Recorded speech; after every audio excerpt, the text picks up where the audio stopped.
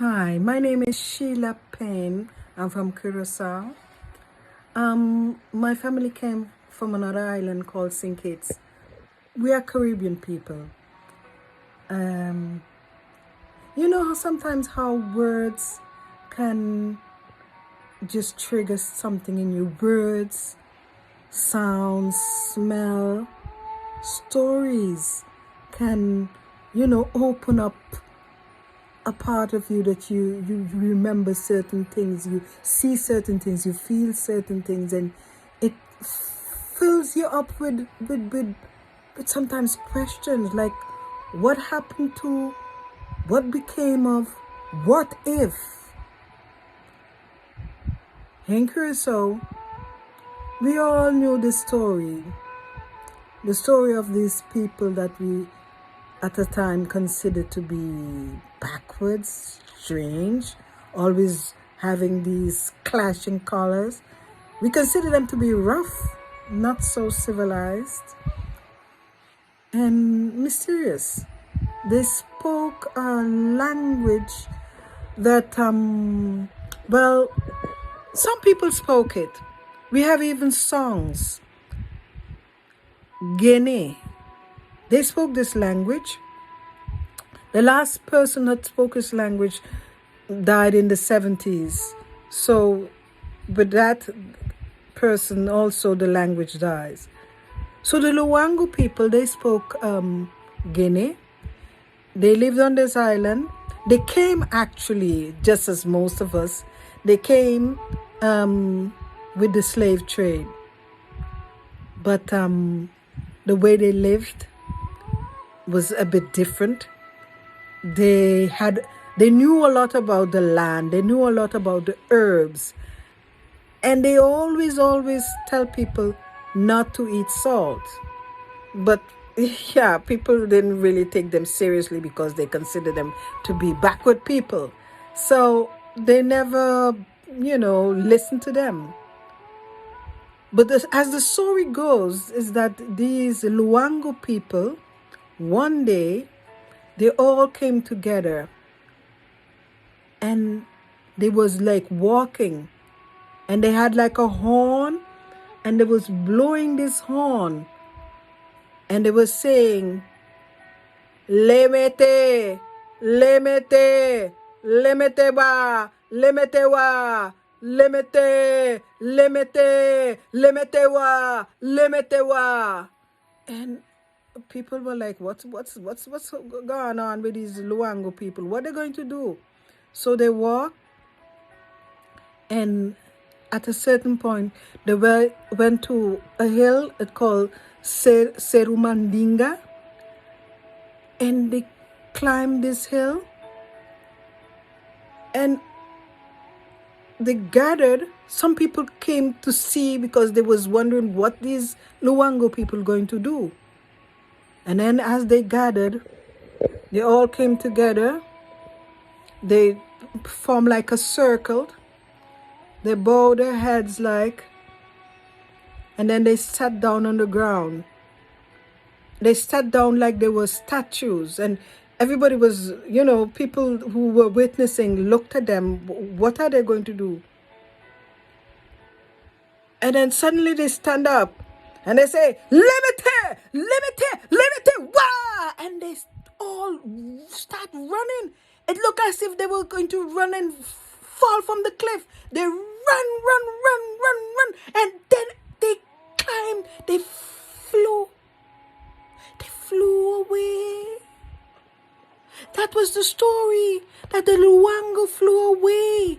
And we all knew that they went back to Africa, the motherland. So that's a story that we heard as a child, growing up.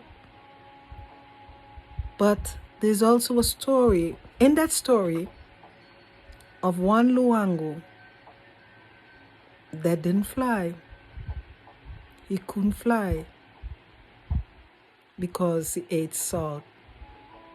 Wallo was his name. Wallo run, but he knew he couldn't fly. So he stopped because he knew that if he would jump, he would jump to his death. So he didn't fly. And the others, they looked at him. They tell him, bye. You know what to do. He knew what to do. So everybody was like looking at this Wallo. They were like, wow. Wallo. We didn't really understand what happened, So we thought, yeah, why didn't he fly away? And he never really explained it. He kept to himself. He used to live in Lagoon, but he always went to a place called Bulabanda. And he always, had like a ritual. He always went there. And you can still go to Bulabanda now. And Bulabanda is now a place very special. But Walu, people were a bit afraid of him because they said, he could fly. God knows what else he can do. They always considered the Luangu to be strange. Walu never explained. But whenever Walu opened his mouth, people listen. They listen because they say he has wisdom. He has wisdom because the Luangu always warned us not to eat salt. And we see that they did fly away back to Africa. So as Walu stayed back, he had to find a way to live, because they lived together, they did everything together. But he had a lot of wisdom of herbs, He knew exactly where to find water under the ground. He had a special technique that nowadays people can do it, but he knew how to stamp his feet and feel where the nerves, the stone come together, and knowing that below there, he just knew how to do it. And now we don't have that wisdom anymore. It's gone. And he knew a lot of things about herbs, about herbs. So he helped people.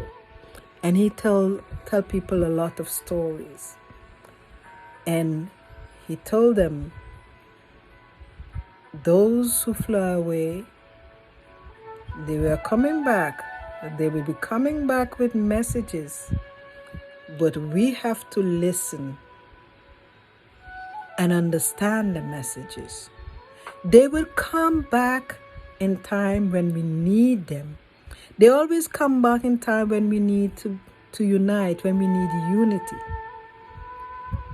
So Walu lived his life. People got accustomed to him. He was always still strange and weird, but he lived his life.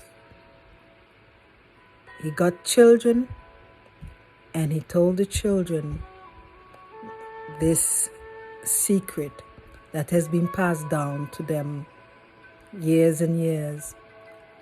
And the secret is that, yes, the Luangu always come back.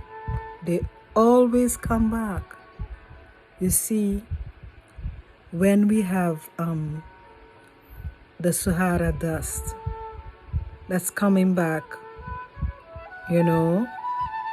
around April, and we have to close the windows and things like that, those are the Luangus. They're coming back. They're bringing Africa back to us, so we can use that sand to plant.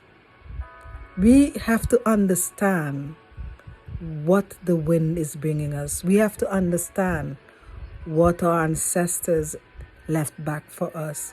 So that's why it's important to tell these stories, because the stories of our ancestors is messages for us. now, in the future, now and for the future. That is my story. That is my story of Walo, the Luangu that was left behind.